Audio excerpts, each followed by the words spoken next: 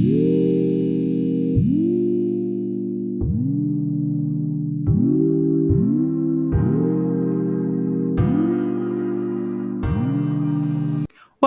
beautiful people, to my channel where we deep dive into a little bit of everything. We're all about fun, shady reviews, candid conversations, and honest social commentary. But remember, this is a safe space where we aim to have a good time. Our opinions are all in good fun, and remember, no offense or harm is ever intended. I'm your girl, Tammy. Hit that subscribe button and let's get started. Okay, y'all, so we are back to Ready to Love, episode 5 of season 8 of Dallas. And we are picking up kind of where this whole hold down situation is happening. So, last week, Tommy had everybody come to this Black owned ranch to do like a hold down situation. It was tragically, fashionably questionable, but we did get some insights into people deeper and things that were going on. So that was pretty cool. So we are returning because we never got to see the elimination, and Marvin and Red are both up for elimination. I wanted to eliminate Red based on that shirt and belt buckle combination, but they did have to do it the more formal way. So Jessica is explaining to the guys, because she's speaking for the ladies, about how they need to, what things made the women have apprehension about, getting with either one of them. Fast forward, essentially, they feel like Red is not ready to love. They hit a green screen. Red lets us know he absolutely is ready to love. They just weren't ready to love him, but he still got the biggest name in the city. And as you know, there was some online scuttlebutt this week about Red kind of going off online. I don't know. Y'all drop down in the comments. Let me know how you feel about Red's elimination. Do you feel like it was the thing for them to do? And how do y'all feel about the show content being off air? Like, I noticed a lot lately, these last couple of seasons, we're hearing so much about the show before we get to watch it. And there's more drama happening offline offline than it is when we're actually watching the show. And it's also making it confusing. So I know there's a bunch of different things going on with different cast members. And I'm going to try to keep some of that out of my commentary, because I just kind of feel like after a while it gets annoying because we don't really know. And I'm just trying to figure out what is going on with OWN and NDAs, because I feel like on other reality shows we don't really get to see that. I mean, I watch Speak on It, with Candy, and I feel like over the years, the ladies will hint at, during promo times when they're going to interview at these big stations and stuff about what could go on in the season. But it's very clear that they aren't allowed to just tell you what's going on in different scenes and stuff. So the fact that the Ready to Love people feel so content to just tell, what's going on in the season. And it's not so much even from Dallas, but like I've seen in other seasons, or, people will go off. I remember one year, maybe a year or two ago. No, you know what? We were in Miami, and one of the girls from the show posted a picture of her and the guy together. We hadn't even gotten to the finale yet. And she wanted to let everybody know they was in a relationship, and let them know that he hadn't left her or whatever. It was so ridiculous. But I do hate seeing a lot of that stuff online early, because then we don't really get a chance to see who really liked who. Like, save it for the reunion. So I don't know. Let me know what y'all think. Drop down in the comments. I want to hear from y'all. I want to get to know y'all. I see y'all watching the videos, and I do thank you so much. I appreciate it. I love joining y'all each week to get my thoughts out and hear and I want to hear your thoughts. So make sure that you drop down and leave a comment. Let me know how you felt about the video. Let me know how you felt about the episode. I definitely want to get to know y'all and hear from y'all. So let's move on. Okay, so it's another group date again. So we've been starting these group dates like the last 2 episodes or so. And I have to say, just up front, this has probably been one of my favorite seasons of Ready to Love. I feel like this gives me early season 1 vibes, just on how chill everybody is in Dallas. For the most part, on the episodes, everybody's just chill. It's very relaxed. You have a slight little shade. We did have a little scruff up early with Habibi and Tequila, but for the most part, everybody's just real chill, real relaxed. The vibe is really cool. It really reminds me, like I said, early seasons of Ready to Love. So I'm really enjoying that. Anyway, back to the episode. We are on a double date with Janelle, Herbert, and Quentin. And y'all know that Herbert and Quentin are Janelle's top. And And Quentin's top is Janelle and Lee. And I guess we found out close to the end of this episode, Herbert's top is also Lee and Janelle. I don't know what's going on. I feel like with Herbert, I'm starting to get like vibes that feel like, although he's cool, there's some authenticity. There's some authenticity that's missing for me, because he literally, like, we've seen Quentin get into Lee and to Janelle and be very vocal and clear about who he likes, like very quickly. Whereas I feel like with Herbert, it floats a lot of places, even in this episode. And I'm wondering, like, really, where is his situation? Like, we get that he's cool. We're hearing all the ladies say that kind of stuff, but I don't really know what the connectivity is with him with the women. I get, dealing with the witty man or a cool man, but what's the real vibe here?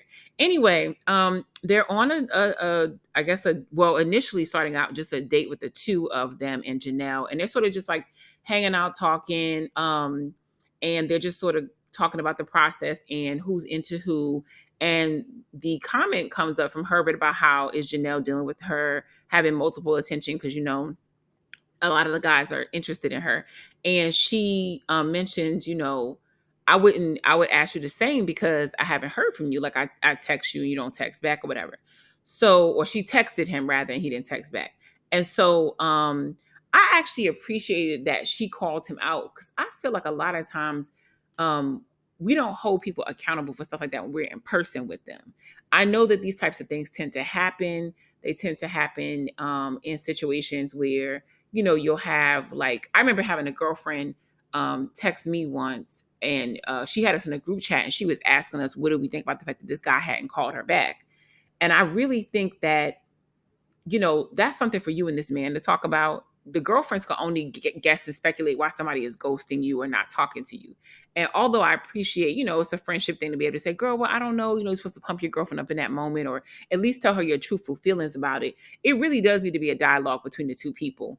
And I know a lot of men who pretend like they are holding interest in all these spaces, and really, if you're not serious, just verbally say it so the person can move on. I like in that moment that she didn't necessarily press him, but she just presented to him, hey, your handshake not matching your smile. Like, you're saying one thing, but you're doing another.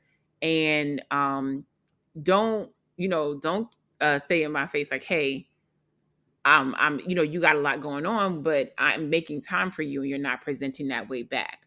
But Quentin, on the other hand, is giving the attention, the love. And so I feel like that's where Janelle's attention needed to be. But I think she might feel a closer connection to Herbert because they're a bit closer in age. And I know Quentin's a bit younger, although I think he acts very, very mature, at least from what we see on the show. So they're on this date, and all of a sudden Kat joins.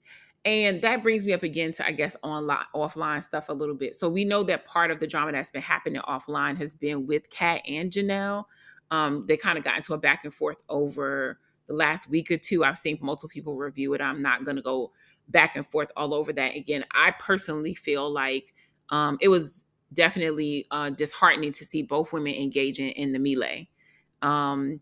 We don't need to see all your personal scuffle. I do know that these shows definitely present people differently in terms of we're only seeing an edited version of what happens with these situations. And I know that, like, these people are taping for hours. We've heard that with, like, previous seasons in DC and others. People are saying, hey, y'all don't see what happens off camera.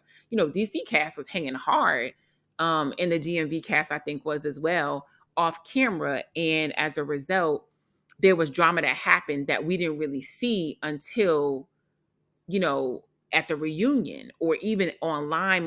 Mainly we started to see, like, the drama that was unfolding that we didn't know about. So I think we don't see a lot of that stuff. And then we see the small clips and assume, like, this person is whatever, this person is whatever. I was embarrassed for both of the women. Personally, I was embarrassed for them. They both have seem to have popular brands. I don't know that much about Katarina's brand other than what she's shown us online, but I do know Janelle has a pretty established brand online that predates this entire show, and is still very successful in her current career. So I just hated to see them marred in that back and forth. It was a lot of high school chatter and just foolish activity. And I don't want to see it. I'm not expecting them to be perfect. I want the women to be authentic, and I don't want people to pretend in relationships. But I do want people to realize that this is just a small moment, and being on TV, and I don't think it's going to really deeply affect either one of them with what they're doing, because you're an established brand, and we could have conversations that go longer than this about, whether or not people are going to morally like stop buying from you because of that, or stop working with you. And we clearly deal with corporations and companies all the time that are doing much more egregious things. And we continue to walk into their doorways every time and go pick up our food, our clothes, our housewares, all of that. But I just think that represent yourself better. Uh, Moving on. So back to this date. Okay, so Black people, drop down in the comments for me, or anybody. It doesn't have to, all my viewers. Just like, are you out here playing pickleball? I swear I have not heard of this. I absolutely understand and know tennis. I'm not a avid player of tennis, but I respect it. I've seen games, I've seen matches. I've had a friend or two who has played tennis on like a collegiate level.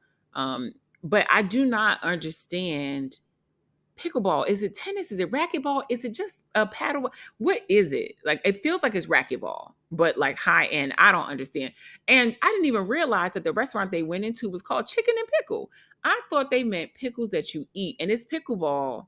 The concept is very cute, but clearly there's a whole restaurant theme around it. And I'm like, what is going on? I'm missing out on what new sports are around. I know they having some type of tournament where I live, and I know that my area is now opening up a pickleball center um somewhere, either in a mall or a mall strip. They're opening up this very large pickleball center. I'm like, well, pickleball is just taking America by storm, clearly. And I'm just like, what is this game? How is it different from tennis? I need to probably just Google it. But I feel like if y'all know, drop down in the comments. Is there any avid pickleball players? What is so special about pickleball? So, but I did find this date to be fun. So, like I said, Kat joins the group. They have a good time. They're talking at the table, and that's the other thing that throws me off about the her and Janelle's back and forth. There was clearly a point where they did get along. So I don't know what was a rip in the situation, but I hate to see it. But they had a great group date. They separated. They talked about their non-negotiables, because that is the theme of this um particular episode. All throughout the episode, Tommy wants all the men to go out, invite women out, and talk about the non-negotiables they have in relationships. And so people are sitting around talking about what they are just not tolerable for them in a situation. I thought they had a refreshing conversation. They did like this little quick competition thing. Everybody was fantastic in it. They had a good time. I like that pickleball didn't make you exert as much energy as I guess tennis would. So maybe that's part of what it is. Maybe it's a little bit, I guess, is it slowed down or faster? I don't know. But I did think it was nice to see everybody getting along and having a good time, being affectionate. Quentin said he wants Janelle on his team because he is into her. He wants to see what's going on. He even picks her up at the end because they win their match. And it was just really, really nice to see a refreshing group date that was positive and everybody's just enjoying the vibes. It really did look like a good time. But then we get back to Janelle and Herbert talking, and essentially Herbert is chatting with Janelle about her comment from earlier. She definitely laid out very, I feel like, grown woman style about the fact that, hey, if you say you're interested, act interested. If you're not, I'm cool with that. But just let me know. You don't have to do non-communication or do anything weird because we're in this process together. But if you let me know, cool, I'll be off you. So I appreciate that she said that to him. And in fact, he did say, like, I don't want you to feel like I'm not the best communicator when it comes to that. I could be better at it. And I don't want to mess up this situation. So I need to step up my communication. So I love that they just had a grown person's connection with it. And it was very much like, okay, I didn't realize that. Because I do think some men sometimes, and we don't talk about this enough, about people's social awkwardness and, how good or bad they are on the phone versus texting. I don't know. Y'all let me know how y'all are, but I know for me, I prefer texting people versus always talking on the phone. But I know that that's something that's not new for me. I feel like I've had that since I was a kid. Like, I never was the young kid to be on the phone all day with my girlfriends all the time. even when I was a kid, when I was in elementary school or middle school, you call your little friends after, on the chat line, or you call your friends after school. I never was the type to be on the phone for hours on end with like a friend. And I know women that was their whole thing. College, whatever, they could be on the phone for 2 or 3 hours with their girlfriend. And that's an adult woman, because some of my girlfriends and stuff live across the country, and some live closer than others. The ones that I don't get to physically see, we are on the phone a lot longer if they live internationally or otherwise. But for my girlfriends, I'm more inclined to be like an in-person person with you. But nowadays, even because of how busy we all are and texting and stuff, it's just a lot easier sometimes to be in a group chat and connect that way. So y'all let me know how y'all communicate. But I appreciated that Herbert heard her, stepped up his game, is going to work harder to make sure that he lets her know that he's interested. So we are now kicking it with Mr. Marvin and Unique. And I was not surprised by this date. I feel like we've definitely been getting vibes early in the season that Marvin and Unique had an attraction. We definitely know Unique was interested in getting to know him more. I feel like she was one of his top connections early. And she was probably the least, I won't say disgusted, but she was the most, I think, intrigued by his lifestyle. Whereas I feel like every time we see him and Lee, she always get the stank face. And even Kira has been like, I don't know where this is going. But I feel like Unique has always been embracing of this particular thing and wanted to more so know more. She's been the least adverse to him in this area. So I really do think I'm really shocked by sort of what happened in the end. Um, but we got Marvin again with another black shirt. I need to know, what is his black shirt ratio? Like where is he in terms of attire? Marvin wear the same thing every outfit. I don't know if this is but I'm feeling like if you were to go into Marvin's closet, it would be multiple black shirts. It wouldn't just like be like he had only two outfits. It's just like he has multiple black shirts, multiple black, and this is his uniform at this point. Um, I don't know how I feel about that, because I personally am not into like a guy who's necessarily a super clothes horse. But I don't know about y'all, and y'all let me know. I like a man that can dress. I like a man that knows how to put something together. You can have like your regular everyday style, but I haven't really seen Marvin differ in his clothing. It's just pretty much been these black shirts and these jeans or some type of embroidered vest. And I'm just not feeling it. I feel like I want to see, as a grown man, I feel like you need to have some type of a diversity in your wardrobe. You can definitely have a certain style, but I'm not into that personally. But maybe it's the best because Unique can't dress neither. Again, I feel like again, I don't know what the season is in Dallas. It's constantly confusing. She has on like a pleather open backless top. I don't know. It's just they might work together just because the fashion is so bad. But I actually thought their date was very cute. They were riding horses. They were just having conversation, and then they rode up to a really cute picnic. I love the concept of this. I thought it was really really nice. I thought their vibe was just really really good. So I am very shocked as to how things went. But I will say that I there's a lot about Marvin that I feel like it's just not gonna be about the dominant thing, right? If we remove the weird booty fetish thing he talked about last week, I definitely think he just has like a lot of random ideas that I feel like as an adult man of a certain age, where are we with some of these thoughts? He has this hardcore obsession with living in the Caribbean, but then Kira addresses him. He tells her that, he's open to staying in Dallas, even though he's like, this is where I want to be on the water, da da da. Then he's got the dominant thing. And, he can't stop talking about the physicality of that when Leah's asking him to dig deeper and what more is there about you besides the physical part. And he only brings up the physical part and starts bringing up all these sexual pleasure situations. And then you have this moment in their conversation on this picnic date, although they kissed and it was cute, where they start talking about children. Unique doesn't have any. And not Chris, Marvin has one. And he has a daughter, and he expresses to her that, he wants to have more children. And so she's like, okay. So she's like, well, how many? He's like, minimum two. And she's like, okay, so you got a minimum. And then he goes, yeah. And he said, one of them has to be a boy. He said, in fact, she said, well, what if you can't have two? Like, what if you can only do one? He said, it got to be a boy. She's like, well, she basically was saying what any adult would be saying, like, you don't really get to choose that. You hope that you have a blessed healthy child more than anything. And we know people do want legacies and things like that, but any kid that can be your legacy. But I know that a lot of men would like a little boy sometimes. Most men will say that they want like a mini me, but he's like, oh no, we got to have a boy. And that was a red flag for Unique. I don't think she picked it up and looked at it and said, okay, this is my time to exit. But it was clear that he was really not negotiable about it. And he turned real weird after that. All of a sudden, he's on some, oh, when Unique said, well, what if you can't do that? Just because she's thinking scientifically, let's, think smartly about this. And he's like, well, if she's not down for having a boy, then I can't deal with her. Sir, respectfully, bye. Because at the point that you are talking about the fact that if this woman is not willing to have a boy for you, then it's a no-go for her. It's time for you to move on. So y'all, now we on our 89th group date. And we are at an improv session with this seems to be something I think Marie put together with Kira, Sierra, Jessica, Chris, and Herbert. Which made me wonder, where was Chris 2.0 or Chris number 2, boyfriend number 2? New Chris. Nigerian Chris was here, but new Chris wasn't here.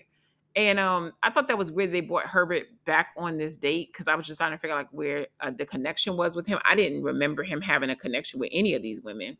So I don't know if he knew. I'm starting to feel like, they just threw whoever was available on the date.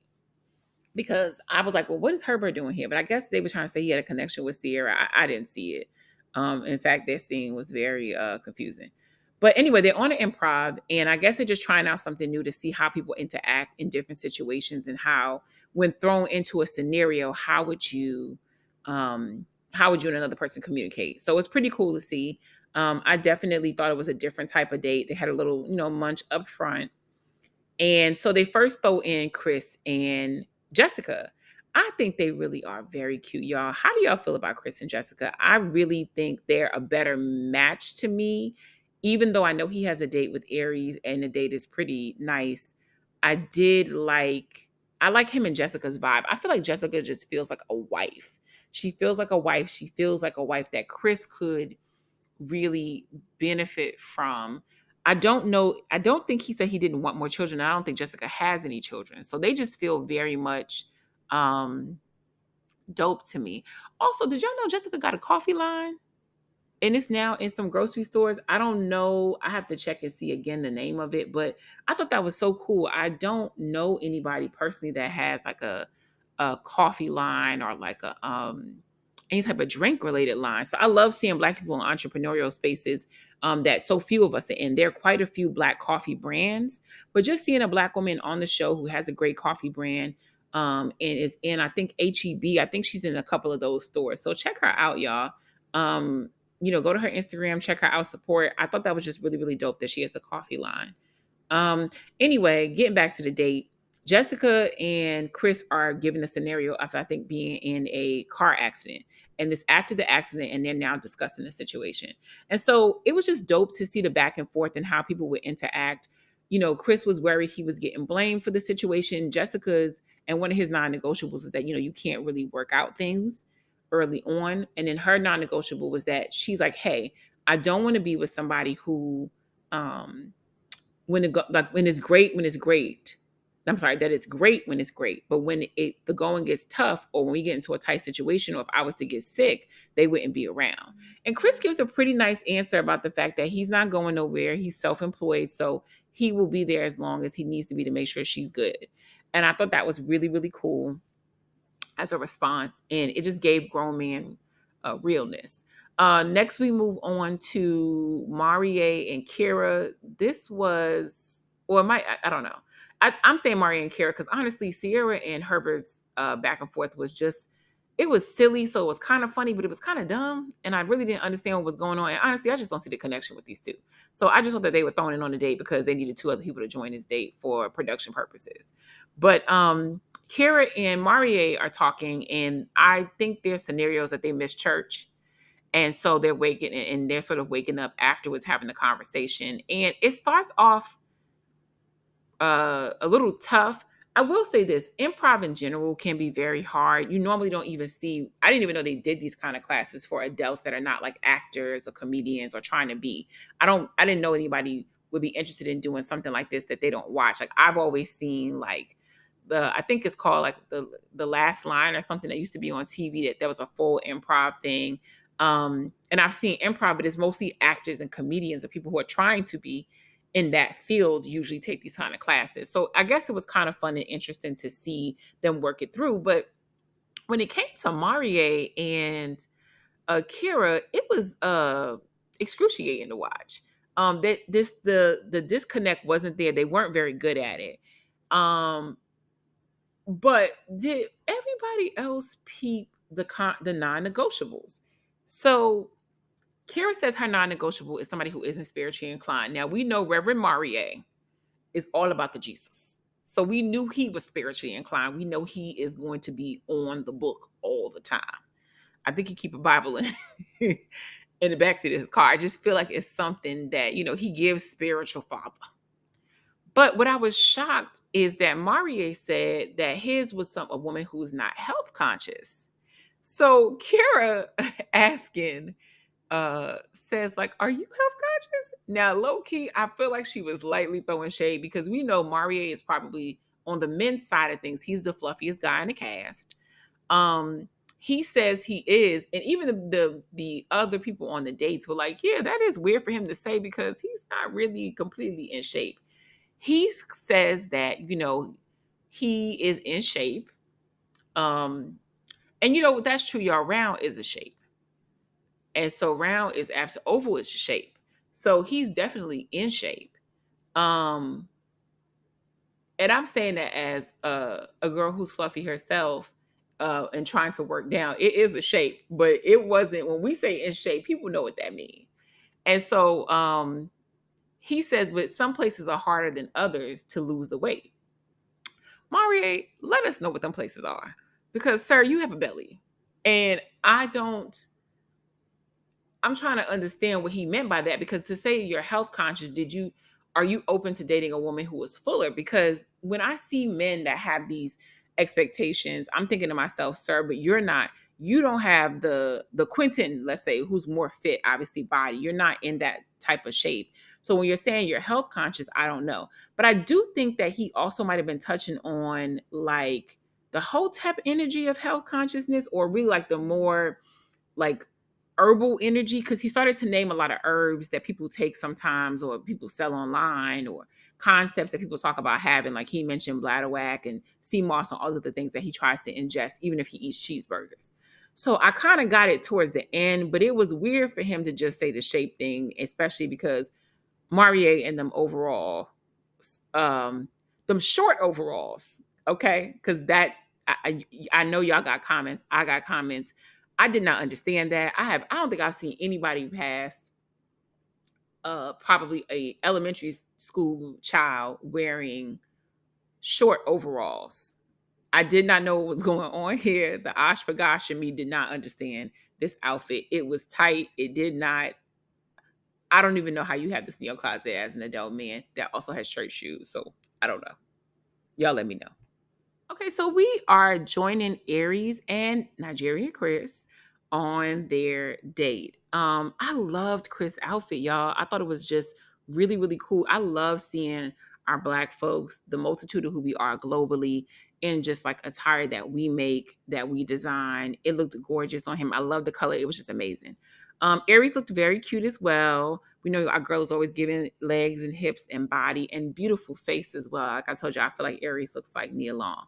Um, and she walks to, because Chris has invited her to, I believe, lunch or dinner, and she goes to the house and he has a private chef waiting for her to cook for her. Girl, let's take a pause for the fact that the chef was kind of fine. We gonna take a moment of silence for the brother being attractive and knowing how to cook. Because I was like, okay, well, if Chris don't work out, the little tall one across the way, I don't know. So anyway, uh, they start talking. Chris is saying he wants to, wanted her to, come into a really nice environment and have a great meal. How y'all feel about these homes. So I noticed that when we went to Aries' house and Chris's house, they both look the same to me. Do y'all think that these are their real homes or that they're renting? I don't know if anybody said anything, but it feels like this is an Airbnb, mainly because the white kitchens are throwing me off. I don't know. Maybe they both like white kitchens, but I feel like the same place. This was like the same place that they actually had Aries get together, and that throws me off a bit. It looked very sparse, like it didn't really have any decoration, any design in it. It looked like an Airbnb house. I mean, if you look at the kitchen, you look at it, like everything looks way too clean and clear, as far as like even the refrigerator doesn't have a magnet on it, nothing. It doesn't look lived in. And I also don't know too many people. And y'all let me know in the comments, how do y'all feel about white kitchens? I myself am not a fan of like an all white kitchen. I just feel like they get dirty too quickly. It's too much that you have to clean up. I like a little balance. I mean, I know there's some gray in there, but I feel like this is the same white kitchen. I don't know. It feels like it's like a rental house, but maybe, Chris is um a man of a certain age, but he's also a bachelor. So essentially, he's a guy who, doesn't have anybody else living there. Maybe, his daughter comes over, but that would it. So if this is his home, he just may have not decorated it because he isn't in a relationship. He's not married. Normally, your home becomes a house when your wife moves in or your husband moves in. For some people, women on the other end, we tend to be more of the decorators, more of the TJ Maxx home goods girls on the weekends, picking up stuff for the house. And I don't find that many men. There are some who do overly decorate their house. So maybe that's what it is, y'all. Y'all let me know. But anyway, Aries and Chris have their dinner, they're eating, and Chris starts to talk to her about their connections and their non-negotiables. She said her non-negotiable is somebody who is not into family or being a dad because she has two sons. And so obviously if you're a single mom, you want to make sure that your kids, whoever you're dating, is going to want children. You don't want somebody who's going to hate your kids or anything like that. So that's easily understandable. Chris says that his non-negotiable is women with baby mama drama, or essentially the woman not having a good relationship with the father of her kids, because to him that signals that there's going to either still be something between them or there's too much drama. He's just not interested in that. He has a daughter, which I didn't know Chris had a daughter, y'all. Let me know down in the comments. Did y'all know Chris had a daughter? I did not know Chris had a daughter. But he said that his daughter's 11, I believe, and he wants to know, one, the same thing that she said, that that he's with somebody that likes kids, and two, that they don't have drama. So they continue on in their date, and it gets a bit emotional. And I have to say, I really enjoyed this. I love how Aries let him express himself and comforted him. And I also appreciate that Chris felt vulnerable enough with her. He trusted her to be able to have this conversation. It broke my heart that both his parents are deceased. His mom passed away when he was pretty young. I can't even begin to imagine what life would be like without my mother. So for all the ups and downs and flaws and all the amazingness of a mom that she is, I still call my mom now to ask her questions. And, I could not imagine not being able to talk with her. And the same thing with my dad, although he did pass away a few years ago. So I understand losing a parent. And so it really, my heart just went out to Chris in that moment. But I love how she comforted him. I love how they connected again at the end. And clearly Chris was affected by the fact that Aries is very much, into her kids. So this was a sweet date. So we back on our 112th group date. This is the 500th group date in this episode. I need us to do more breakdown one-on-ones, because I also feel like, and y'all let me know, but I feel like these dates are they're coming off kind of short too. We're getting these little short segments. I love how they're able to get us into a lot at one time and we're getting personalities, but I also feel like we're missing the intimacy that you have with the one-on-one. And this is ultimately to narrow you down to your intimate connection. And sometimes when we're hearing in these episodes that these people have connections because they've been on the phone with each other, we're not seeing these phone calls. So I really wish that we had a little bit more of the one-on-one so we could start to see, like, whenever they're saying they have a connection with that person, we completely understand. But I do love all these spots they hitting up in Dallas. It made me feel like I got to come to Dallas to check out what y'all got, because I feel like there's so many cool spots. We're at this spot called Ding Ding, which looks to be like a boxing gym. And Quentin has invited Kira and Unique. And again, we're still on focusing on non-negotiables, but he's invited them and they're out. And I guess both of them told him that they don't work out, which I thought was weird with Kara because I know she was a cheerleader, a professional cheerleader, and she also just looks like she's a fit girl. So I thought it was weird that they had told him that they didn't work out. Maybe they just meant they didn't work out regularly. And then Unique doesn't look like a slack when it comes to her arms. So I didn't understand that. But anyway, they're at the gym, they're working out, they're doing their thing with the boxing situation. Afterwards, both of the ladies are tired, but they get through it. And I had to say, I really respected them for that. Because if y'all ever been in a workout class, a group workout class or anything, it'd be them last 12, 13 minutes, honey. Be like, look, I could just go on and quit this right now.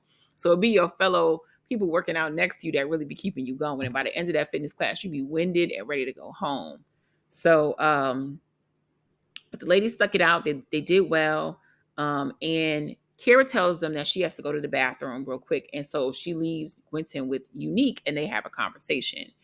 And, basically in the conversation, they're talking and Unique is essentially giving Quentin the vibes that she's still not as healed from her past situations. I appreciate and applaud Unique for being very honest about where she thinks things could trigger up for her or not knowing when they will. And I do appreciate her for her candidness about the healing part. And I appreciate how Quentin handled her in that moment and also spoke to his truth about the fact that he's in a different place in his life where he's gotten over whatever the past hurt has been for him in relationships. And he's at a place where it's cleaner. And I think Unique is not necessarily at the roughest spot of the healing process because you don't ever fully completely heal from stuff that happened to you. You ultimately just like learn some lessons from it and you sharpen up for the next time going out. But you have to have a place where it's you're not looking at the next person to have an issue. And one of the things that I heard everybody say with Unique is that she starts off saying like I don't take no mess, I don't play no games. To me, you don't have to present with that if you are really in a place of comfort. You just know that internally for yourself. So the fact that she brought it up every time and every man could repeat that line means that she isn't fully healed. I don't think they were saying like, okay, because she's bringing up her past hurt, that's not enough. You shouldn't be leading with that. Just like we tell men not to lead with their money, don't lead with what you used to go through. That's an internal thing for you to be able to say, okay, I got it. So next time there's things that are red flags for you, or there are things that are going to be, when you see it, walk on the hell up out of there because it ain't really what you trying to deal with. But for me, with Unique, she sort of led with her pain all the time. We get it. You had a rough life. A lot of people have gone through things, but I think she led with it too much. And I think that she might be in the middle of her journey with that. So I appreciated the candidness with that conversation. And she even said that she appreciated that it identified things for her because I don't think her and Quentin were a love match. Again, it feels like, production does kind of put these dates together. So it just kind of feel like maybe they was both free, but I'm glad she got some type of lesson from it for herself. So then, Unique, scats off to the side and, Quentin has time to talk with Kara. And Kara says she wants to dig deeper with Quentin. She wants to know, past the things that she's learned, if there's more. And essentially, she's just saying she want to know if he liked white women. Now, I have to say this. As much as I enjoy Kara's bubbliness and her energy, there's a real weirdness to her that I don't understand with this obsession with him. She doesn't have any proof that he only likes white women or is interested in dating white women. She just gets a vibe off of him. And so to me, I'm like, what baggage do you have in your past that you feel like this guy looks like a guy that would date that? And the only thing I could think of is because she was a professional cheerleader, perhaps she dated a football player. Especially, I don't know if she said who she cheerleaded for. Let's say she cheerleaded for the Cowboys or whatever. A lot of times you have black men that work that are in the league. They obviously look like Quentin in terms of fitness level. And, they tend to have a little energy towards certain types of women sometimes, or the black girls that may be on the squad, even though you're not supposed to be really messing with anybody that plays professional football, and they do take that really serious. I have two girlfriends, in fact, one I knew from college that became a professional cheerleader for an NFL team, and I think one did XFL or whatever. But both of them, they said that they do take serious, like you fraternizing, because it could be a problem for the organization. They're both employees; they take it serious. We know there's a tiny bit of cheerleaders in the NFL that are married to football players that were former cheerleaders, but a lot of them don't really mess with these guys because they see what they do. and they also try to really respect the job that they have. So I just thought maybe she was harkening on something that happened in her past, and maybe he looked like somebody to her. It just felt real weird that she was putting it on him. But he lets her know, look, I have never even dated a white woman. I've dated a Latina. That's not surprising. He lives in Dallas. So he said, I have dated a Latina woman in the past, but I do love black women. My parents are both black and married. My grandparents are black and married. I want black love. I'm on this show for that reason. But I think he was just annoyed at the fact that it did come across a bit ignorant to say you look like somebody that would date a white woman. What does that look like? Because black men that are dating white women or exclusively date white women look like a whole bunch of different things. So I did not get what she was saying, and it sort of felt like it was in the whatever she feels about her own self stereotypes or how people see her. It was shocking that she would place that on him. So I completely understood when he was done. So we're sitting down with Phil and Kat, and they're having lunch or brunch. I think they're having brunch because like they have breakfast food. But again, looking like another bomb. I have to come to Dallas. Y'all drop down in the comments if you live in the Dallas Fort Worth area. Tell me like what are some great restaurants, because y'all really look like y'all have some amazing places. When I travel, I love to eat. So I definitely want to know. So hit us up in the comments and let us know, share where the best spots are. But anyway, they're having a date. This just wasn't that interesting to me. I feel like Phil it just gives dead on arrival energy. It's very low vibe. It's not even low vibrational. It's just really low energy. He's too relaxed for me.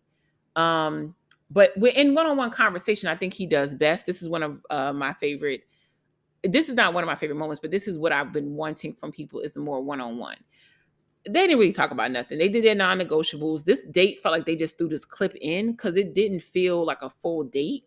But the non-negotiable he has is that he isn't as spiritual. He isn't as traditionally religious as he used to be when he was growing up younger. He's more of a spiritual person, and so he's hoping that the person he's with is more like that than less traditional. And then Kat is, I forget, it was that boring. So either way, they said they like each other. They're going to get to know each other more. I see nothing here. Sis's dress was beautiful. That's about it. This was boring. So they're back at the men's lounge. And again, I just have to reiterate how much I'm liking this season. It's just very chill. The men's lounge is extremely, very mature, how the men speak about the women. I love the vibe that we have in this men's lounge compared to some of the prior seasons. So Dallas is really helping, at least in my opinion, because I have to be honest, y'all. I don't really know how much I care about the pairings this season, but I absolutely enjoy the vibe. At least on the show, it's very chill, very relaxed. They're really bringing back in, at least to me, in the way of it being like a grown relaxation vibe on the scenes that we're seeing. We have a little drama here and there. We wouldn't watch the show if it didn't. But we're not getting that same like extra rah rah that we had in so many of the other seasons. So I'm really enjoying the men's lounge this season. Anyway, back to this. So Tommy's going everybody's top, everybody's favorite. Pretty much a lot of the guys that went on the dates with the people that they went on are their tops. But interestingly enough, when it gets to Quentin, he names the same two people that are his top, which are Janelle and Lee. They're so close neck and neck with him. I don't know who he's going to be more into. But when we get to Herbert, he repeats the same two names as well. And again, one of them you're not texting back, and we don't even know what Lee's going to say about their connection. So was Herbert being honest, or was he just trying to compete with Quentin? Because we've seen Quentin go in with both of these ladies, where he's been very clear up front with them. He, gushes over them during the green screens. Like, we know that this man is into these women. I haven't really seen that energy from Herbert, but I feel like when he repeated those two, it just felt like, well, one of them just said that you're not communicating as clearly, and we don't even know what him and Lee's connection was other than she intrigued him the last time. Chris picks Aries. Nigerian Chris picks Aries. The other Chris, I can't remember who he picked, child. And so they're going around, picking out their individual people. I believe Marie picks Jessica. Phil picks Katarina. And I can't remember what Chris 2 times 2, Chris 2.0, Chris from the trouble background, Chris that used to be the teacher. Maybe I call him Professor Chris. Well, he taught elementary school, so I don't know. I don't know. But either way, Chris from third period, he wasn't in any of these dates this week. But he, I can't remember who he picked. But they get to who they're not choosing, and it is a firm around the way for Kira, and people just not connecting with her, not necessarily feeling her being comfortable, especially culturally.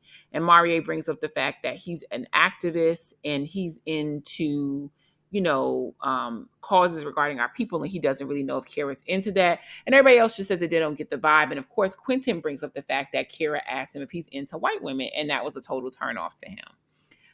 The other name that floats around is Unique. And of course, the same thing that all the men echo is that they just don't feel like she's fully healed. And that shows up in conversation. It shows up maybe even on the dates that they've been on. And so for them, it's a no at the moment because they just don't feel like she's there. I did love how they handled that. I appreciate the men for just saying that they don't feel like she's fully healed versus calling her a bitter or angry or anything. They just really handled the language very well with just saying, like, we see what happens, sis. Like, we understand, we get it that this guy came in and it just wasn't pleasant. And they don't say that she's not ever ready, but that she just needs to work at whatever's giving off the vibe that she's not, just not going to be the best fit for anybody right now while she's still going through. I side-eyed the hell out of Marvin, however, because, sir, the only reason you think she's not ready to love is because she's not willing to sit and have multiple babies for you till a boy pops up. If Marvin not off the show on the next episode, because, girl, why is he still here? Why are you still here, Marvin? We don't care about your erotic fiction. Nobody's read your book. Like, I don't know. It's just like, why is he still here other than the fact that he keeps saying he a dominant? I don't see his connection with anybody. So I'm really shocked that he's still sitting on the couch judging anybody. Okay, y'all. So we're finally at the elimination stages, and they have decided to use Marvin and Marie, Reverend Marie, Deacon Marie, to again. I noticed that Marie is turning into the elimination dude. At this point, I feel like Mario should just do all the eliminations, and then they say a prayer. But Marie is turning into the elimination guy for the episodes. It seems more and more. Marie has called Kira onto a date to talk with her about the lounge.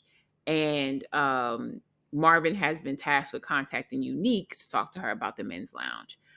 They both sit down at a lunch or dinner. They're talking.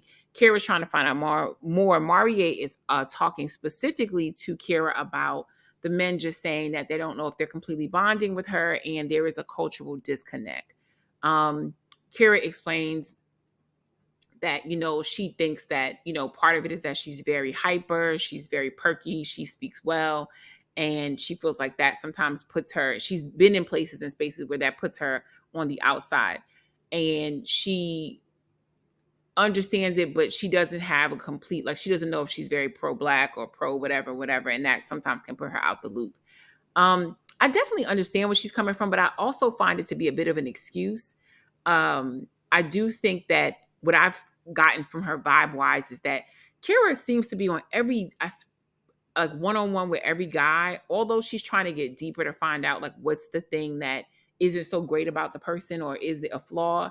She doesn't seem to be vibing in the things that are positive. Almost every time you see her talking with a guy one-on-one, it's almost to get to his gotcha. The other shoe to drop. I'm waiting for whatever the negative thing is to pop out so I know who you really are. And that also speaks to me as somebody who's been through some hurt, or just you're thinking from such a glass half empty energy all the time, whether or not she's perky. I also understand completely where a lot of the men are coming from a cultural perspective. I personally myself, um, I'm in a relationship. We need to be culturally in sync. I'm not necessarily on the extreme activist side of things, but I definitely care about African American issues. I care about Black issues globally. I need somebody who understands those things, and we can talk, we can communicate, we can have great conversation around those topics and engaging conversation. I don't want somebody who, like, is very airy or kind of airheadish. I'm not into men who aren't smart, and I'm not saying Kara's not smart. I don't think she isn't. I don't think it's not an intellectual thing, just more of a cultural connection. And so just things that don't need to be said are understood. And I feel like, I don't know. I also thought it was weird that she said most of her friends were white, like the majority of them, when she was talking to Quentin.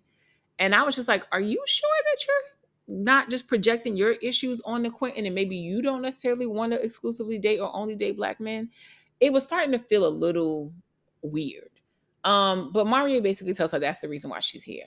We shoot over to Marvin and Unique, which was weird because Marvin is explaining about the healing thing, and Unique has obviously heard that a bunch of times from a bunch of the men. And she's been in the bottom before, so she knows that that's an issue that they have with her. Um, what I thought was weird was like she was making these little hints at Marvin enjoying her time and liking her.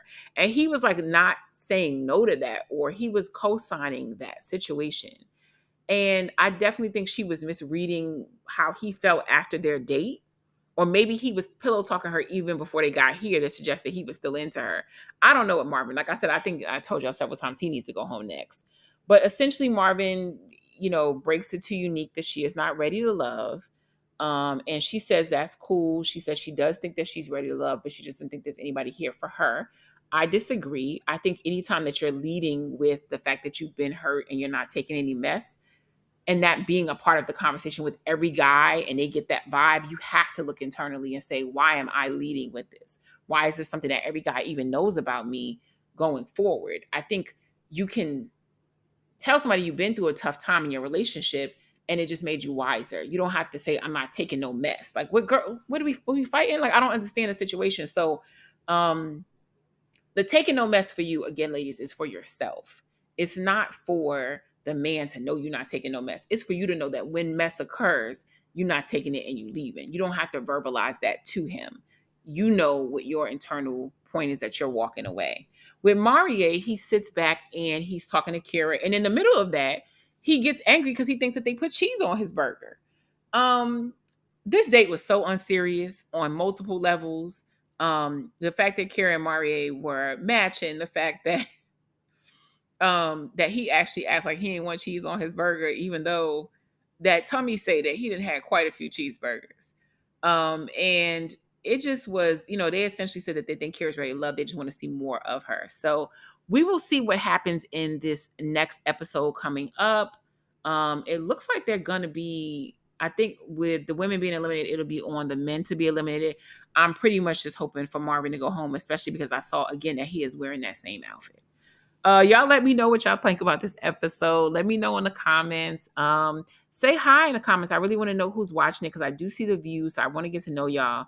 And let me know how you feel about the video, the episode, and I'll catch y'all in the next one.